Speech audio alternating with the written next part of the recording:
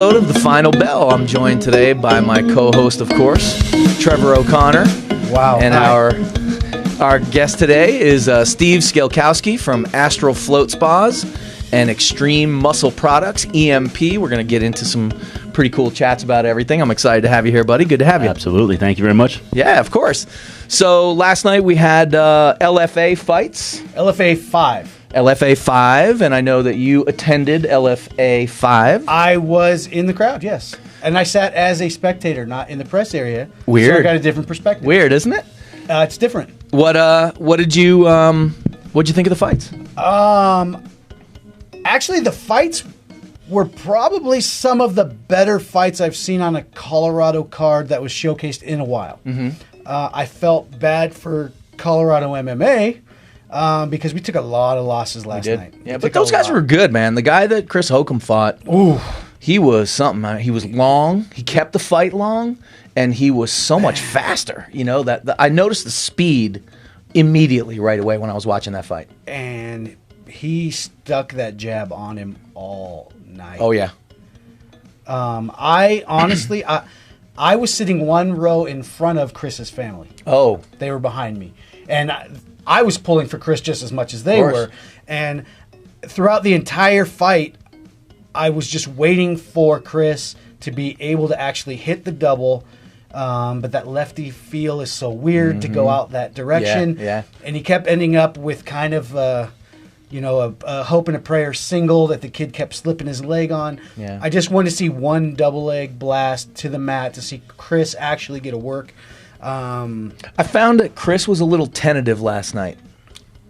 I normally see Chris as a very methodical fighter. Me too. Is going to pick his way through and find it. Last night, I think we went past methodical to slightly apprehensive. To almost like overthinking everything? Well, and because the couple times when he made a move, he paid for it, so I think it kept backing him off. Especially early in the fight. That's when I saw that too. Yes. Yeah. And he put everything into it. I mean, you cannot say a bad thing about Chris and the effort he put into the fight. Never. And the abuse he took and stood through. It just wasn't Chris's night. And I might have lost for the kid's name that he fought, the Thunder from Down Under. Yeah, he was a bad Australian. Was his nickname. And he was definitely an Aussie. And the kid was long as crap. And he had those big Dutch style kickboxing thighs. Yeah. And, he was putting it on him last night. I will tell you who I was super impressed with. I know who you're going to say. Oh, Me too. my. Kid's a ninja. Brandon Royval is an absolute killer. You know, so there's an interesting thing, and Steve, I know you follow MMA. I know you come to the fights. I see you at the fights a lot.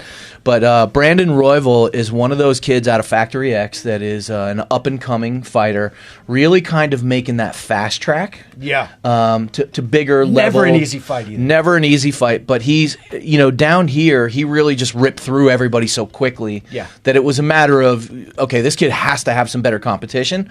And he's ripping through those guys too right now. And what I'm super impressed with, because I was a little bit bummed one day. I'm going to tell you a funny story about Brandon Royval. Brandon Royval goes out and wins, and I want to say it was at World Series of Fighting up in Greeley when Justin Gaethje fought Brian Foster. Yep. So Brandon Royval was also on that card, or it might have been Loveland. I keep getting those two confused. I think it was UNC. Okay, that's what I thought too.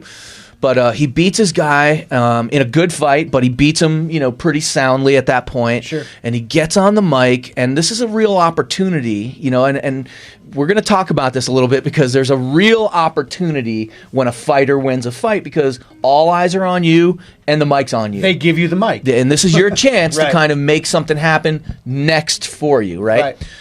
So Brandon got on there and started dropping F-bombs like crazy. And I'm like, you blew it, kid. You just blew it. You're getting beeped all over the place. They had to cut the feed. They're going to cut you and you're done, So I said right then and there, that was disappointing to me because I wish that you could realize that that's your opportunity. That is your and especially chance. The first time.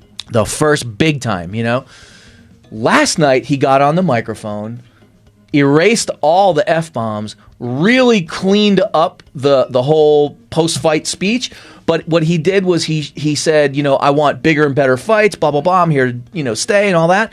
And then he started giving some love to his gym and his team, and he was calling perfect. out his team. That's saying, right. Get this kid on a card. That's get this kid right. on a card. And he very much like Uriah Faber did when TJ was still in the house, at Alpha Male. Watch out for this kid. There He's you going to go. be great. Yeah. I noticed the exact same thing. Not in relation to the World Series of Fighting speech, but I did notice last night a different maturity level in him when he gets the win. Agreed. And how he shined the light back on where it came from instead of the me. Absolutely. It was I appreciate it. I want bigger fights, and it's because of this guy. And my teammates need fights because they make me this good. This guy. Yeah. That was super impressive. Even more impressive was probably the 9 switches between armbar, triangle attempt, strikes, slipping a tough kid who stacked him a couple times and could have put him in trouble, but just stayed so focused. And it was almost like he made a bet in the back room with his coach that he could finish it by armbar because he was not moving off of it. Well, and he was just transitioning from one move to the next to the next. Sure. And I know that you're a big MMA fan too, but you actually have a really awesome business. I met you through Astral Float Spas, which is what you own. You talked me into you and I had really hit it off. You're a Northeast guy. I'm a Northeast guy too. Yeah. We started talking that way, and then I said, "What do you do for a living?" And he says, "Oh, I own Astral Float Spas." And I said, one of those. And he goes, "Well, Joe Rogan, right? And the isolation tanks." And I said, "Oh, yeah." He goes, "That's what I own." He goes, "You should come by and check it out." And I went. Please tell us how you got into owning a float spa. Those are killer, Steve. Yeah, that's definitely pretty cool. And Joe Rogan is really kind of the guy who put it back on the map. It was, floating has actually been around since the 50s, but it's been kind of like a basement type thing where, people would, hey, I own a tank in my basement, come on over and use it. And, and then it's kind of started its ascent into like more mainstream. And Joe is really probably, most responsible for putting it there. How I personally got into it, I was just really in a bad place in my life where, I was looking for some other avenues of, things to get me out of my funk. And, so I tried, meditation and things like that. And I was horrible at meditation. Right. Every ADD makes meditation impossible. It truly is because I'm ADD, OCD, I'm all over the place. So, sitting there and quieting the mind is really difficult. My house is really quiet. And even at that, I would hear the refrigerator compressor kick on, and that would throw me out of it. The slightest little thing. So I, was bouncing around YouTube, looking at all other, videos on topics like that, and I came across the Joe Rogan interview where he talks about that, which is like the, float interview where he talks about it. It's just that's the one that put it on the map. It really did because he has a way because he's also a stand-up comedian, yes. And to be an effective stand-up comedian, you need to be able to. Speak and let people visualize what you're talking about, and he does a great job of that. Where people are like, "Wow, that sounds amazing, something I want to experience." So I went and did my first float, and really after my first float, I knew I was like, "Wow, this is something I at least know I want to continue doing." And then it just became after that like, "Okay, well, I'm just going to open my own place." And and it's interesting because I it's no secret I have terrible trouble sleeping. I have for a long time, and I remember the first time that I came in there, and I went in there, and I went in there for an hour, and I remember thinking to myself like the first 20 minutes you're still kind of trying to wrap your head around what is going on in here right now, like, and nothing's going on, but your mind almost can't let yourself relax, And then you get to that point where you kind of stop fighting that, and then you just let go. And when you let go... I don't know that I've ever experienced that. It's incredible. I swear to you, it is incredible. We're very similar in the fact that at night, we're wired. Sleep is almost impossible because even if you're dead tired physically, mentally, I'm still working, doing this, totally about the show, doing 90 other things, and I'm like, all right, now I'm gonna shut it off. And I'll try to count backwards. I'll try to push all thoughts out. And as soon as I get to a number that reminds me of something else that I'm supposed to remember to do, then I'm all off on that thought. So Yeah, and it, you get in there, and all of a sudden you finally are able to let go, and you literally feel like you are. For me, I felt like I'm in space.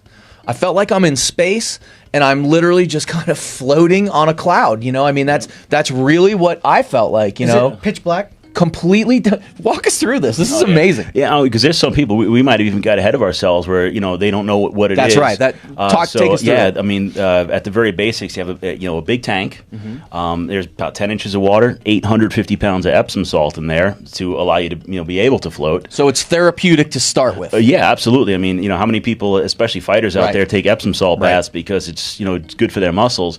In the tanks, it's really, its main function is to allow the buoyancy so you can float. Correct. So having the extra, therapeutic effects is just even better. Yeah.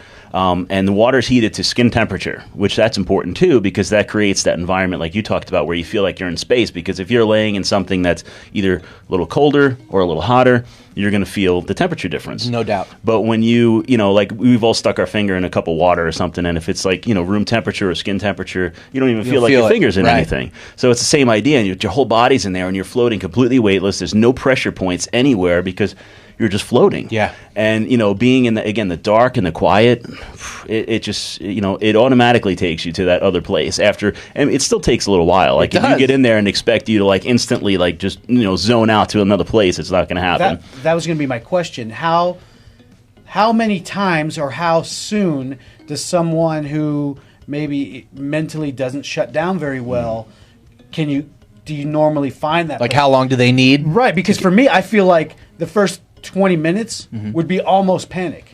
It's not panic, but you're just not able to totally let go yet. Because I would be like... You're thinking about stuff. I know I'm not supposed to be, but this and I... This is weird. And Yeah. Well, it's natural, like in the very beginning, especially because you are in an environment that you've never been in. It's so unique that it's almost, it would be inhuman not to think about like, hey, wow, look, I'm floating. This is kind of crazy. Oh, I bumped into the wall, and then after a while, oh, I can't feel my leg anymore. You go through all that, but once you get through all that, you get comfortable in the experience, because that's people do get caught up in that. They're thinking too much about the experience instead of letting themselves slip into it. I think that would initially be my biggest problem was getting wrapped up in what I'm supposed to be feeling in the experience instead of just experiencing. And the interesting thing is that only happens the first time. The second time you go in there, you're used to that. Well, it's not you're used to it, but you've been there, you've experienced it, and your time, like the time that you're still trying to relax and unwind is a lot shorter. The second time. The first time for me was just a little bit. You're like, what am I doing? But it was awesome. Yeah, no, definitely. And every person is different, but just like you said, usually the second time by then you're already comfortable with it. Yeah. The first time there's still trial and error, even finding what position might work for you. Some people like having their arms at their side, some people like them over their head. Like when I first started floating, probably the first 5 floats I did, I had my arms at my side, and it seemed like that made my head cock back a little bit and my shoulders rolled forward, and I was like, this isn't completely comfortable. I put my arms over my head, and that's when Game everything changer. just lined up, and I was like, me too. Why wasn't I doing this all along? You can literally put your arms behind your head like that, and you're laying down. Does it relieve because obviously being athletes, shoulder issues. Like I have a lot of trouble getting my arms above my head, just like putting on a shirt sometimes. Because you're just too huge. Another fat joke. No, that was all muscle. No, it's all right. It's all right. Buff as hell. Hey, I'm not sensitive at all. Want breakfast? No, I'm not eating ever again. No, but just a lot of athletes with shoulder issues. It seems like that would be super comfortable to be able to do it, but because you're in that semi, weightless type feeling, is it the motion easier to get your arms up? Obviously you have some sort of physical restriction that might not be the position to go to. So you work with what because what I works would for love you. to be able to figure. You can put your arms to the out. You know what I mean? You don't have to keep them tight to your side. And some people if you put them like this behind their head, like my arms have wanted to be comfortable up for so long that maybe without any pressure points and without that resistance, it might actually give you some of that relief.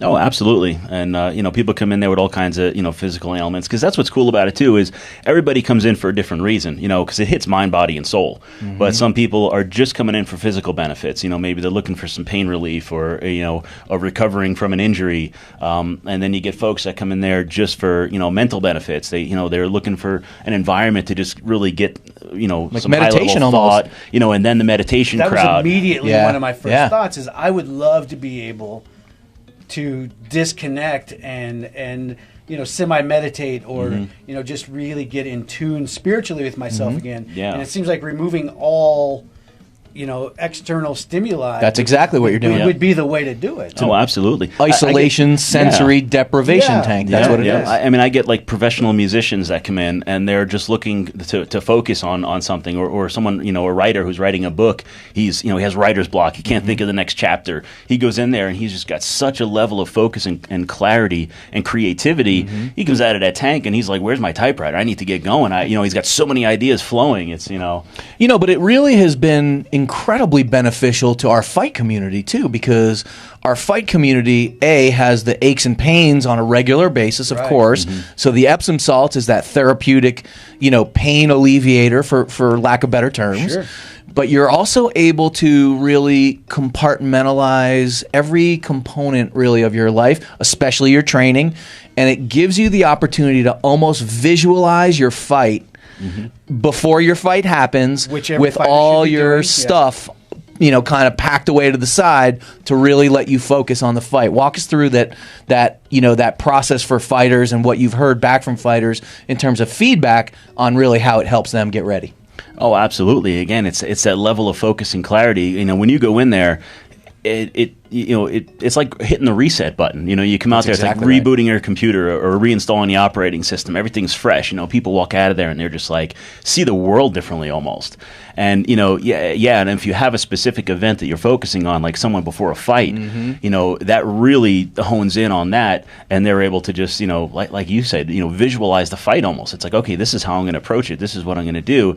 And, just even it makes you sharper so you can react quicker. That's right. And in a fight, that split second that, your brain could be saying, okay, am I going to do this or am I going to do this? And while you already got a fist coming in your face. That's right. Where you'd be like, already, You've seen it before. In your mind. Absolutely. So it is beneficial, and that's why so many fighters have tried it already, because everybody loves Joe Rogan. Everyone respects Joe Rogan. They know how smart he is. They know, so when he says, you got to try this is good, people go and try it. So, the fight community is definitely I was actually, last night at the fights, I was with J.J. Aldrich and Mike Gonzalez. J.J. is a recent signee to the UFC.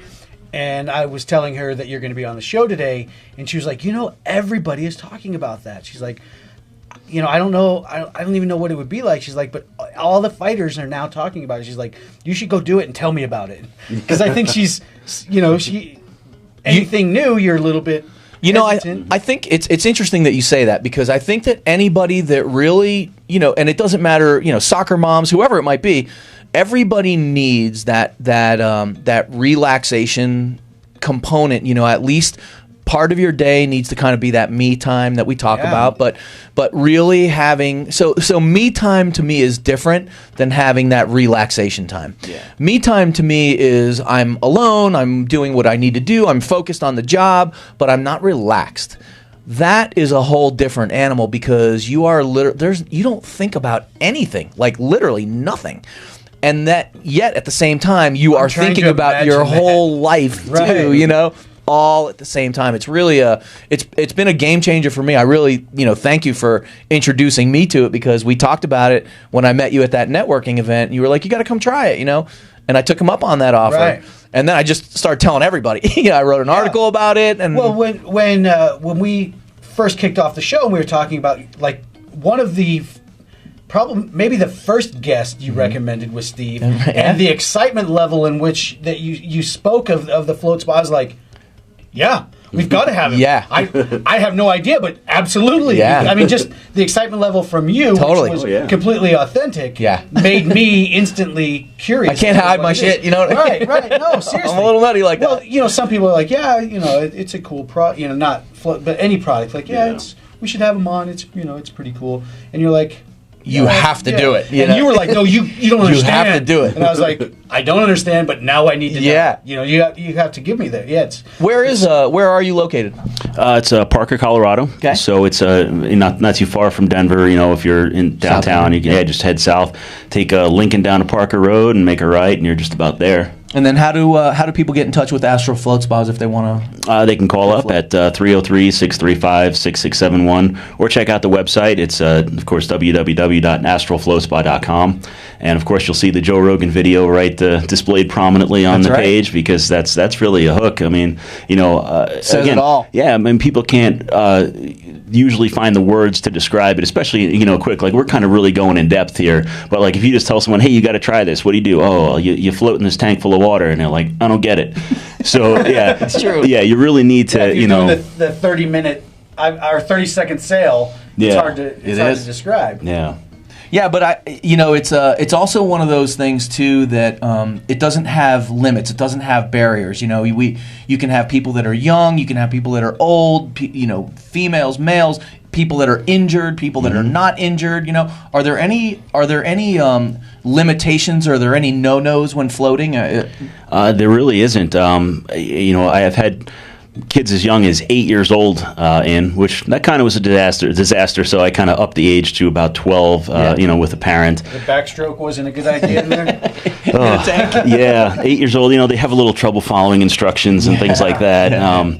But obviously you at least need to have the ability to get in and out of the tank too, because, it could be, for someone maybe an elderly or that has a severe injury. But even then, if they want to bring a family member down to help them, they certainly can, I was just going to ask, we talked about it the other day, my mom just had spinal fusion surgery. And she's, it's been a real tough surgery, and her recovery is brutal. Not as quick and effective as, we had hoped it would be.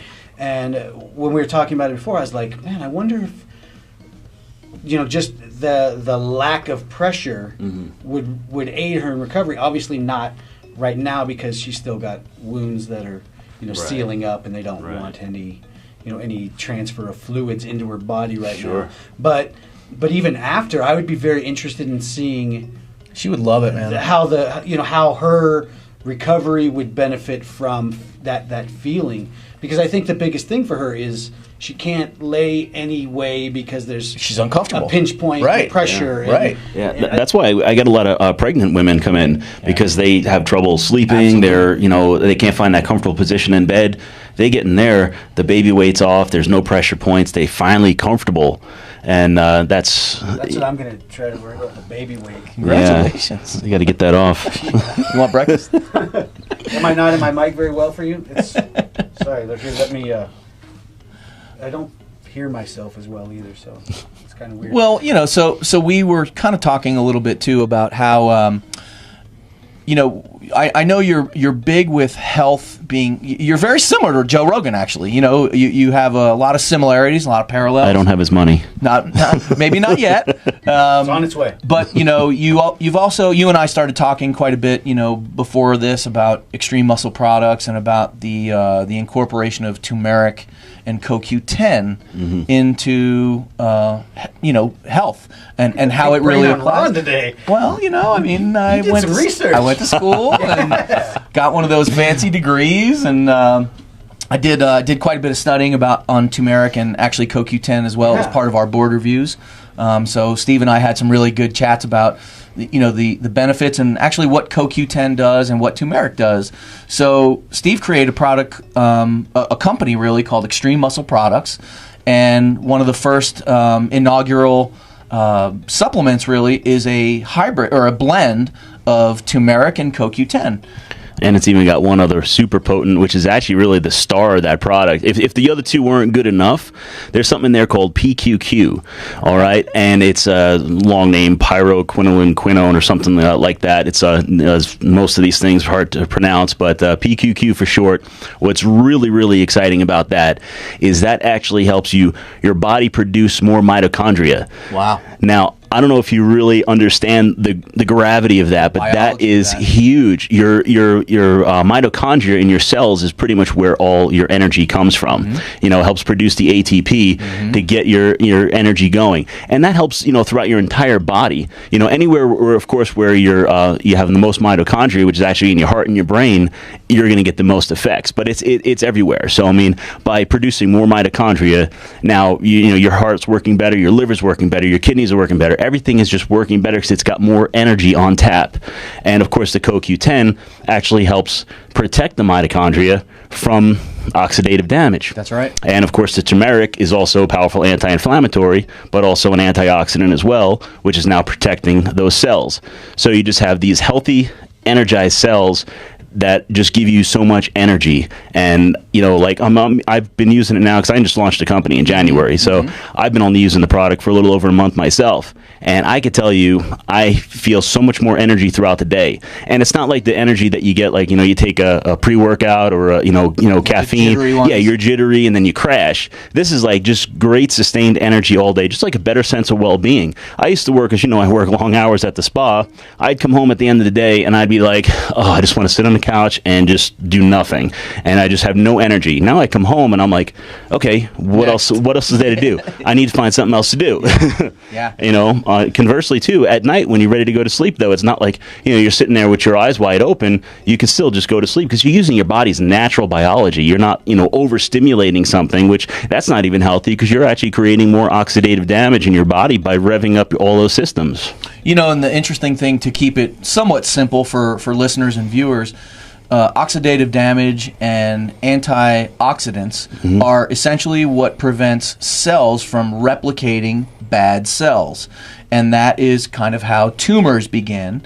And this is never a thing that, you know, says, oh, this cures cancer or anything like that. No. Right. What we're saying is it protects the cells from damage, which then allows them to replicate damaged cells, which then can lead to tumors or cancer, whatever it might be. So if you're replicating healthy cells, that's exactly it. You're now, and that's exactly what he's talking about. You're literally able to function optimally because your cells are healthy. You have maximum energy. You have maximum ATP going on. You have breakdowns.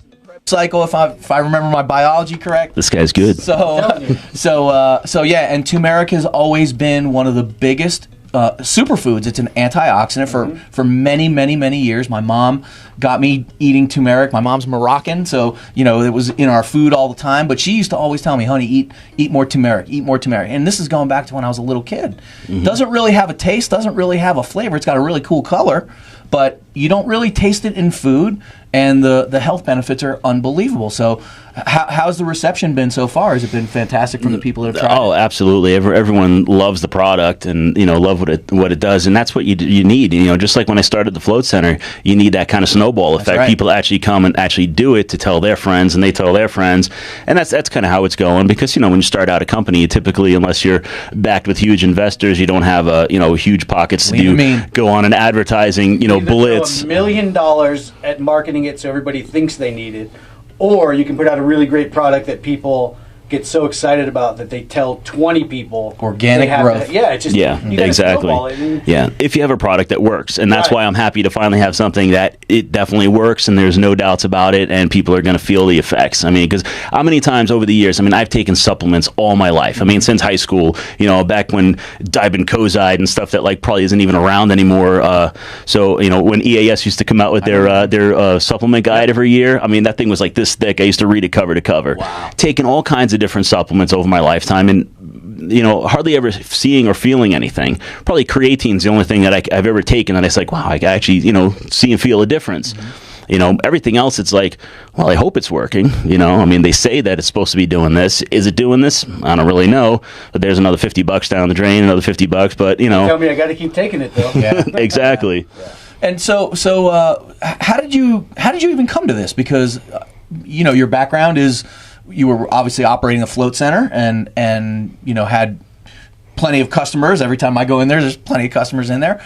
How'd you get into EMP and breaking down turmeric and It's actually a long history. I've been involved actually very closely in just antioxidant research since probably about 2004. There was a company which is still around today, LifeVantage, that has a product called Protandim. Sure, of course. It's now a multi-level marketing company, so someone's probably approached you saying, "Hey, do you want to sell this product?" But the product is actually really good because it used a novel approach to antioxidant therapy, where most everyone was like, "Yeah, take this. It's high in antioxidants." What that did is actually turned on your body's own natural production of antioxidants. So your body has 3 primary antioxidants: superoxide dismutase, catalase, and glutathione. And what that does, it just ramped up your body's own natural production of it. So again, it worked at a cellular level throughout your body, which was really key because, again, traditional antioxidants, they have a cycle where, they neutralize a free radical and their life is over. Right. So, that was kind of a breakthrough. So again, I was involved in that company more as an investor, but I knew the founders of the company. So I was involved in kind of like everything, and I was always researching stuff and, helping out as much as I could because, I had a investment. Yeah, totally. Hey guys, we actually have a commercial if you guys would like to. Yeah, we would love to roll it down. You guys want to see this madness, dude? I'm pretty excited about it. Thank you, Chad.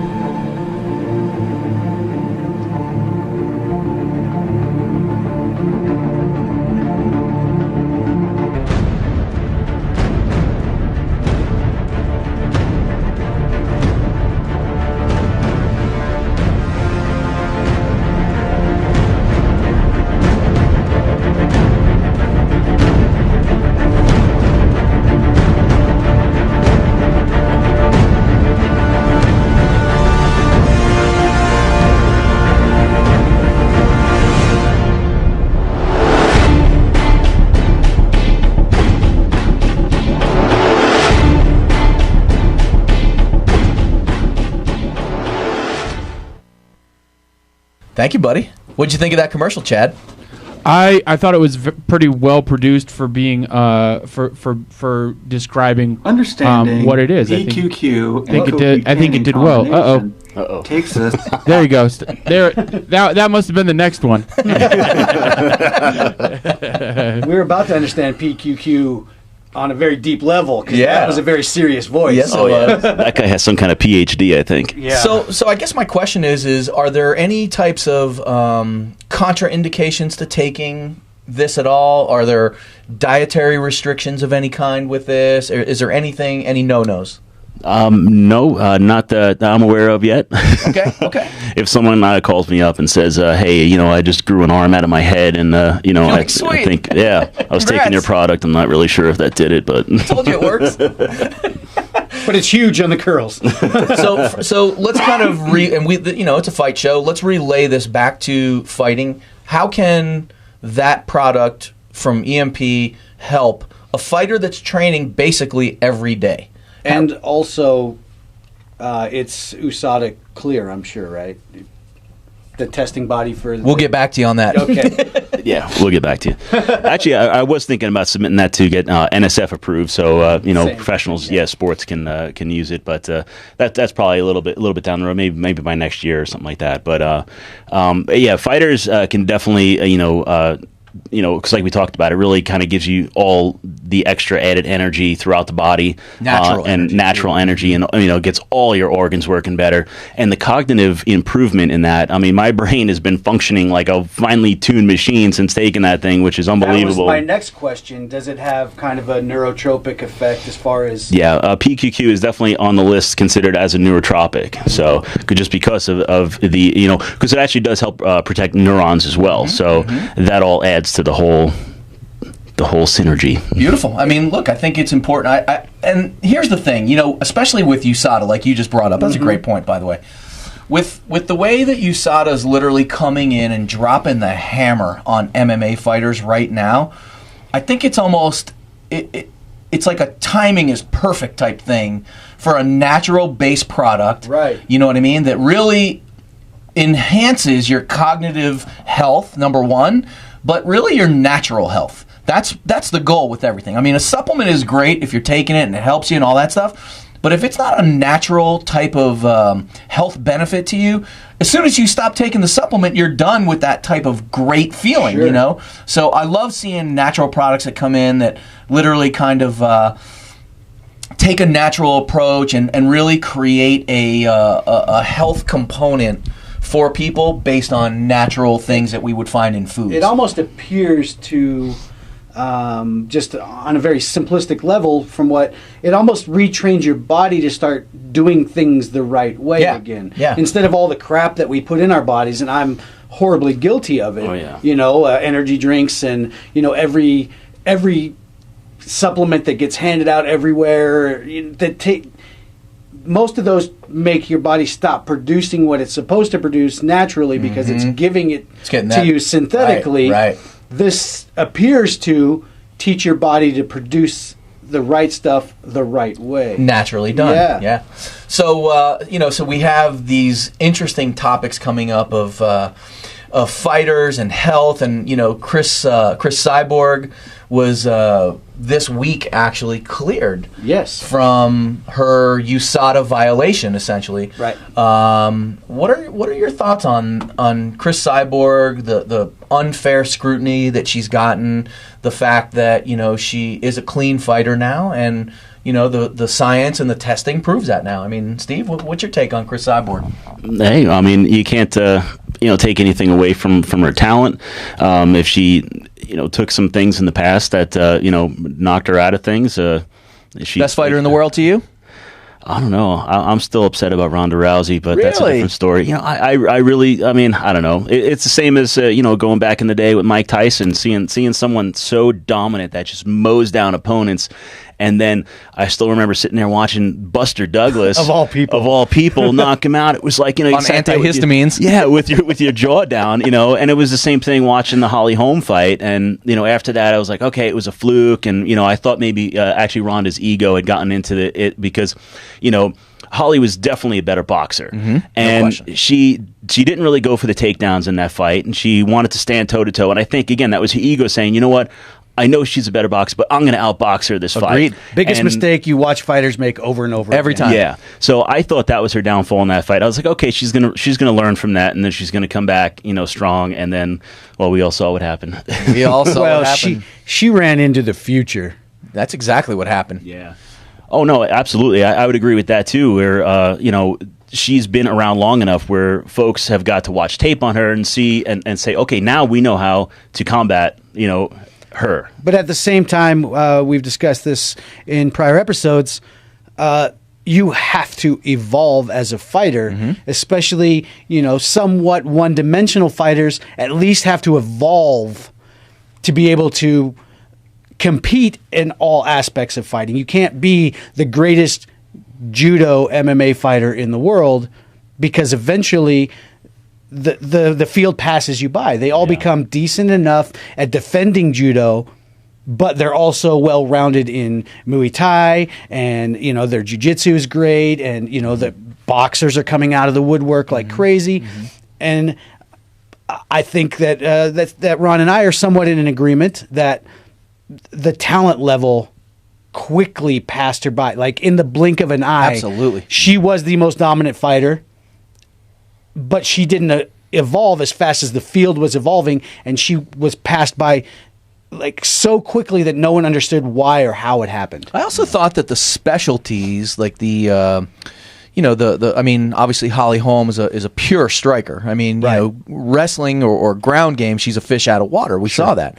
But, from a strictly striking standpoint, she's so finely tuned that Ronda had never faced anybody like that before. No. She had never faced anybody that was so striking centric that really had an A-level striking game. Well, and Holly understood measurement. That was the biggest thing. She understood how to measure, keep range. She knew exactly where her in danger point was, and she wasn't ever going to be Stayed out of there. that pocket with her. Yeah. It's funny, and I have this argument a lot with people. people give me a hard time about what I think. The person that actually, in my opinion, that is the best overall fighter in the female bantamweight division to me is Kat Zingano. And it's not because she's from Colorado. It's because, to me, Kat Zingano is the most well-rounded person that there is in that division. The problem that I've seen with Kat have been her injuries, of course, and her mental state due to extraneous circumstances from outside that nobody can really relate to, on that level. But I think that if Kat Zingano is focused, ready, trained properly, which she's pretty much, always training for the most part, I think that Kat Zingano has the ability to not only win that title, but hold that title because she's got such a well-rounded skill set. I would agree with you if this was 2 years ago. That's the argument that I get. Unfortunately. I love Kat. I mean, I think she's phenomenal. I mean, her size, her strength, her mobility, her jiu-jitsu is obviously probably top 1 or 2 in the division. Her Muay Thai is ridiculous. I think that she had a time frame problem. Mm-hmm. Kat Zingano from maybe 2 years ago. Mm-hmm. Mm-hmm. If you erase 2 years and take that Kat and put her today, yes, I agree with you 100%. I think the clock... Life has gotten in the way? Yeah, I think life and the clock has probably... And nobody beats Father Time. No, they and that's the problem. Yeah. And that's why you have... Help. That's why you have Nunes right now, who probably won't be beat for quite some time. So let's get back to LFA last night. So I was trying to ask you questions off air, but you said save it for the show, so here we go. All right. So I wanted to know how the crowd was, because to me that reflects marketing.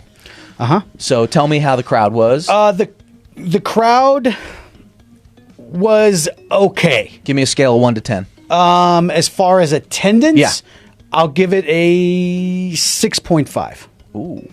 It was not blowing the doors off, in my opinion, which I don't have... Unofficial. Right, completely unofficial. I don't have any backdoor knowledge or anything like that. Yeah. I don't believe...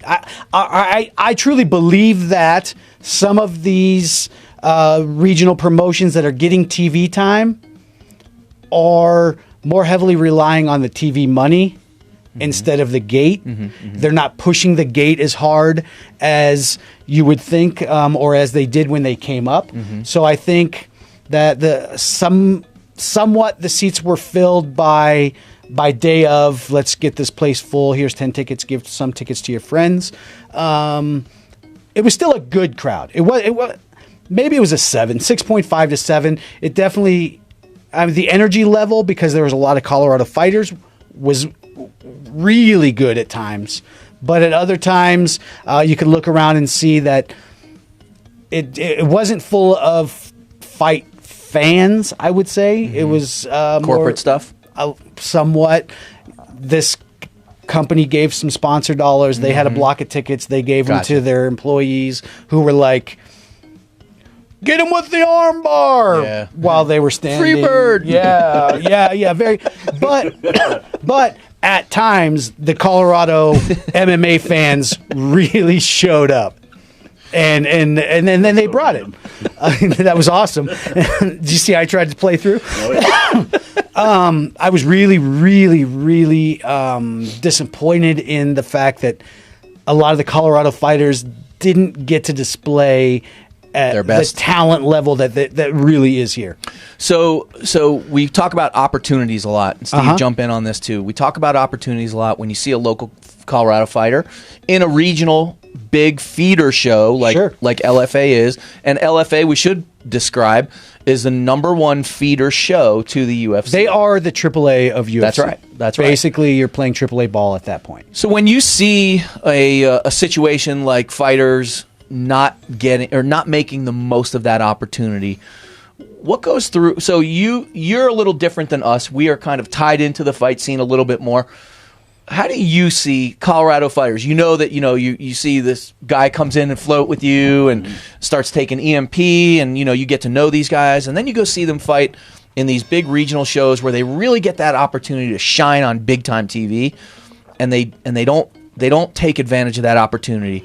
What does that make you feel like as a spectator, especially knowing those guys? Well, it's always tough when you know somebody, you want to see them do well, whether it be a fighter or, I get some, Bronco players that come into the spa, and, it's frustrating. I still remember, you brought Danny Mitchell in, and, so right away I got to know him a little bit and want to support him. And then, the first fight that I saw after he came in and floated, he lost. And, that was the first time I had actually even seen him fight. And, so I really don't know what he's done in the past. I can only judge him just on that fight. And I was like, well, he just didn't seem as aggressive. He stood back too much or whatever. So I don't know what it was going through his mind. Maybe he had a plan against his opponent from what he knows about him. I really don't know. But yeah, you just want to see someone go out there and essentially kick ass. Yeah. And when they don't, you're like, oh. It hurts though, doesn't it? Yeah, absolutely. And then for your side, obviously you're tied into the media, and you get a chance to kind of know fighters closer, on a personal level. So I'll give you an example. How about a fighter last night, like aside from Chris, because we had Chris on the show. Sure. But a guy that I actually really expected to shine last night was Marcus Edwards, and I didn't see that. I saw him not really able to think through the process of stand up. Don't worry about what is being little punches coming into from somebody trying to take the back, and I get where his mind was, but it almost seemed like it's obvious. Marcus, stand up, get your back on that cage, stand up and get out of that position, get Clear off the cage and get to the middle. Yeah. So what did you think about that? Okay, I'll start with Marcus and I'll work backwards because there's three fighters. That really struck it with me. Yep. I saw Marcus think that he had absolutely destroyed Townsend in that flurry over on the far side of the cage in the first round. And when it didn't happen, you saw a little bit of a change. And some then doubt creep in? A little bit. I think he hit him with some really, really solid stuff that in Marcus's mind should have dropped him, and the kid didn't go down. Yeah. And then Townsend found some timing. Yeah. And hit some serious takedowns. Yep. But then I watched Marcus get slightly frustrated with the fact that he couldn't just immediately stand up and do what he wanted to do. He was going to have to work out of it. And then finally, I watched Marcus get into a couple positions where he actually could stand up. And didn't. And then turned and tried to grapple with a guy that was going to drag him down and hold on to him. And grapple with him. And at one point I watched on my side of the cage, Marcus actually switched his hips, got out, and then shot a really ugly double leg underneath a kid that you don't want on top of you. And at that point, I said to myself, Marcus has lost his focus on where he wanted to be in this fight and wanted to get into a quote-unquote pissing match with a kid in that kid's realm. And Townsend was flat out a better, you could tell he was a lifelong wrestler. Absolutely. He had top pressure like nobody. Yep. And heavy hands on top. And Marcus should have spent zero time in that area. Yeah. I was really disappointed that he didn't get back up, because striking, he absolutely was dominating. Yes. And if he would have put on one more flurry like he did in the first round, it would have been stopped. I think that fight's over. Me too. Marcus did not put on the best show that he could. I think he came in shape. Oh, yeah. But I think we've also in the past at times seen Marcus with a little bit of a cardio issue. Yeah. Which I didn't think was the case this time. I didn't see it this time. I think it was mental.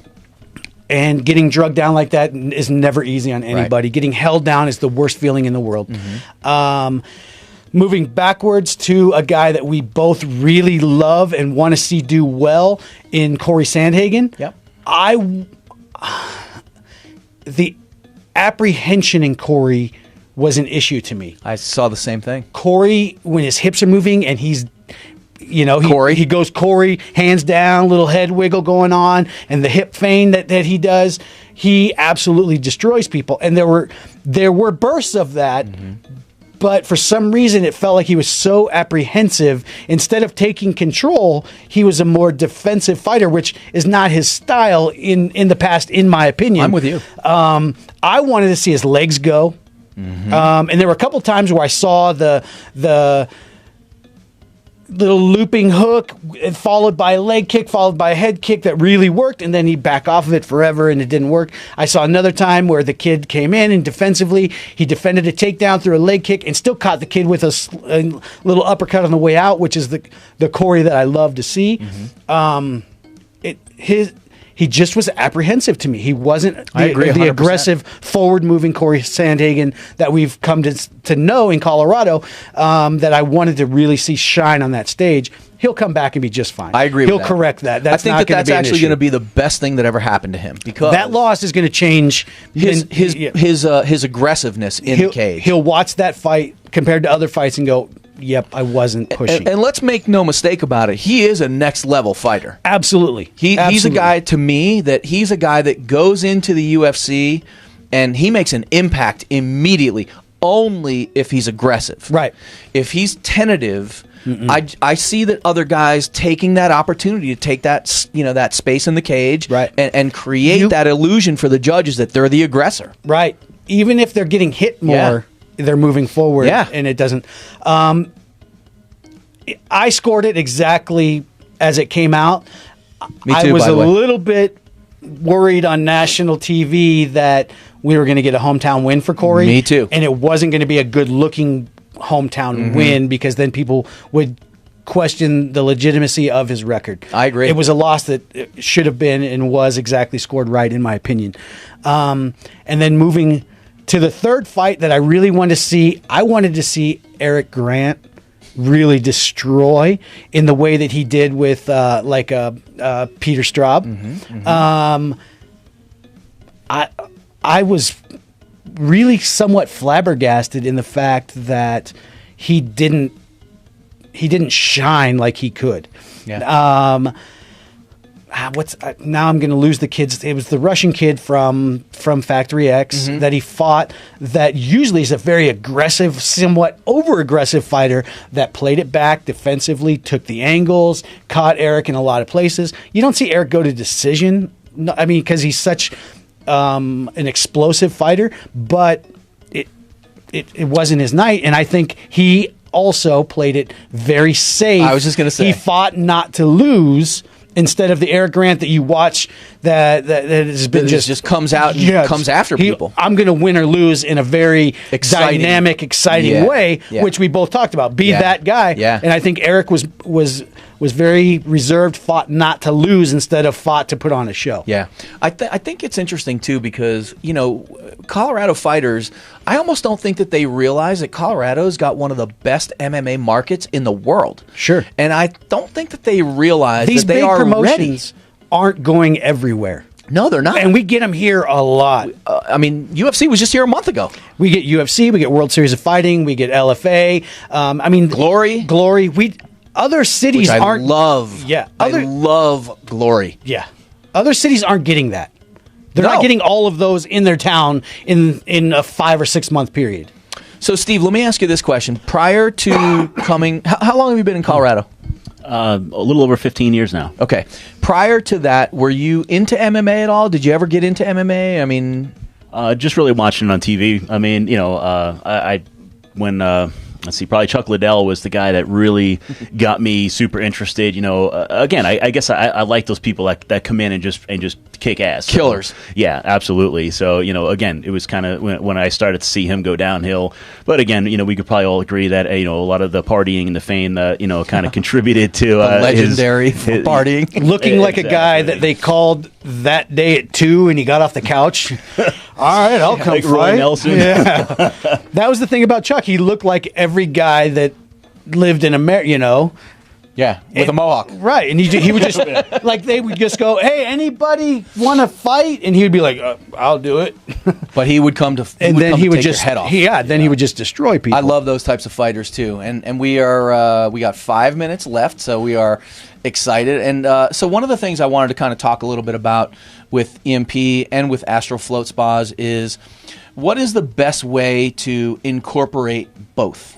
Meaning, is that going to be a problem if someone wants to go in and relax? Should I pop 2 of those in the morning and then? No, absolutely not. In fact, having a neurotropic and something that's going to actually help your cognition, I believe will help so much more for a float in the tank, because it's not going to give you, like we talked about, the type of energy that it gives you. It's not going to give you that over stimulus. It's just going to give you that good, clean energy from your own natural biology. So it's not going to be something that you can't control when you want to physically relax. Good point. Yeah, it's going to, same thing. Like, you could take that and go right to bed. I've typically been taking that at night. I want to try and, get it on the schedule where I'm taking it a little earlier. That was going to be my question. Is it going to be like taking your pre-workout and then running into traffic where you're in the car going? Nope, just the opposite. Again, you could take it really any time of day, because it's something that's going to be working throughout the day the same way. It's not something that you're going to take, it's going to get metabolized, it's going to do something really fast and then drop off. It's just going to be, the way your body is. It almost your biology. It almost feels like an all-natural Adderall.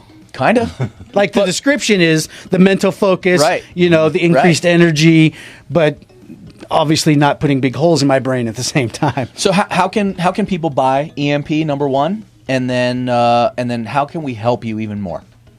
They can log on to extrememuscleproducts.com. Okay. And they can order it there. And as far as helping me more, I don't know. What I'd like to see is that in more online shops. So far, like a Muscle Farm or like a bodybuilding.com. Absolutely, those are avenues I would love to see the product stocked on. Right now, just I've approached some local supplement shops, and it's been met with some really good reception so far. Fit Republic and Parker, they're carrying it, and Max Muscle is next on the list. They're getting me. What's nice about that is they're getting me approved as an approved vendor, so I can stock it in all of the Max Muscle stores. I'm actually friends with the guys that just opened the Fit Republic in Longmont. Okay. So let's connect. If you're already in their world, let's get you connected with Face. Sir. Yeah, and then obviously the other part is they can buy it online, right? Yeah, absolutely. Directly from the website. Yep. And what does that cost?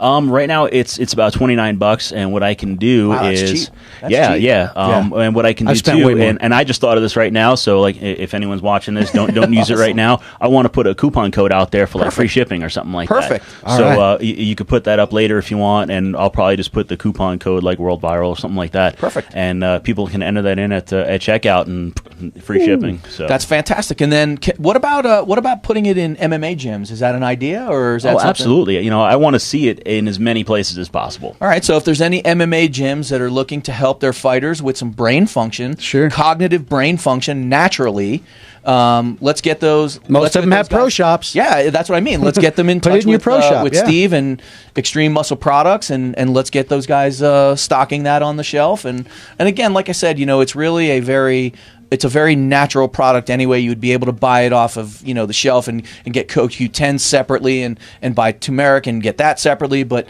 here we have the best of both worlds in one, with another added value in the other components that make up these products. And let's do everything we can to help you out. Absolutely. And that's a good point too, because if someone was like, hey, I'm just going to buy all the individual ingredients separately. If you were buying a good quality turmeric, a good quality CoQ10 and PQQ, you're going to be spending way more than you would just buying the product that has it all together, and you're now sitting there popping 3 different pills and carrying awesome. 3 different bottles, and so it makes sense in just that financial aspect as well. But you're getting something that's tried and true and works, has good synergistic effect, because that's what I'm looking for is synergy. I don't want to put stuff together that doesn't work well together. I want something that's going to piggyback and give you an effect that's 10 times more than if you just took one of the things separately. The other thing that I love about it is he's not just talking about a product. This guy eats his own dog food. I mean, he's taking everything. That's the key. Me too. I believe in that, and I'm so pumped that you're here and sharing that information with us. And our fight community needs this, of course, as we know besides this, the work it does within your cells and increasing the mental clarity in the training in fight camp is probably one of the biggest 100% struggles that people have, because 90% mental. We're going 900 miles an hour trying to it's that mental clarity that I think is the bonus kicker on this. You'll be able to catch all the links on our show. You'll be able to see the commercials as well for our episode today. I wanted to say thank you to everybody that tuned in. We love having you guys watching our program and our show. And, of course, Chad and Liz. Of course. We love you guys. We love you. And I love float tanks. I have to say that. You guys got to come check out Astral Float Tanks, Astral Float Spas in Parker, Colorado. It is an unbelievable experience. I promise you guys, you're going to love it, number one. And then definitely check out Extreme Muscle Products. If you guys have any affiliations or networking capabilities to help Steve get his products out, let's help him out. He's a friend of our show. And he's a friend of the fight community. He is a friend of the fight community, and he has been for a while, too. Yeah. So not brand new. No, definitely not. And I just wanted to say thank you guys for tuning in to this week's episode of The Final Bell. Take us away, I got Trevor. one last point from last night's LFA. Please. Matt Johnson stole the show. I love that kid. I love the show. I wrote it on his Facebook. I don't care what anybody else says. The only fighter that there's a 100% takeaway from last night that people are going to remember is Matt Johnson stole the show. I love everything about Matt Johnson. I wrote it on his Facebook. He wrote back the exact same thing, which I thought was hysterical. You know, kudos to him and every Colorado fighter, win or lose. If you fought an LFA, thank you for putting on a great show, regardless. Absolutely, and we're here to support. That was just the one point. Totally. I agree. Stole it. If we had 2 hours, we'd be another half hour talking about Matt Johnson. Yeah, that was incredible. So for Ron and Trevor and Big Steve Skalkowski from Astral Float Spas and Extreme Muscle Products, thank you guys. We will see you guys next week with our guest Beth Paredes from Paradise Fitness and Nutrition. She's going to be part of our Strong Women show, which I know Liz is giving me the thumbs up for, and can't wait to see you guys next week. Peace, everybody. See ya.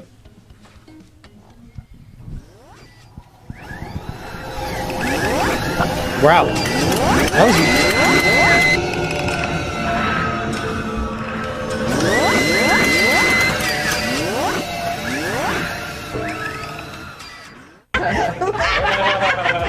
That's why it's called sexy pizza here. Ow! Sexy man. I love sexy pizza. I love sexy pizza. And say, mention World Viral, you get 20% off. World Viral, you get 20% off. Hell yeah. The only thing is, can you deep throw a pizza? Let's see, can you? Nah. She almost got it. It's too hot. Okay, so you can get recreational marijuana for fun, but some people need the medical benefits of cannabis. Know someone that needs a medical card? You can save money by simply seeing the right affordable medical marijuana doctors. Herbal Health Systems. You can book an appointment online at herbalhealthsystems.com or call 303-237-1223. Herbal Health Systems. herbalhealthsystems.com. I wanna sell every piece of you. I just love the way you move. World Viral.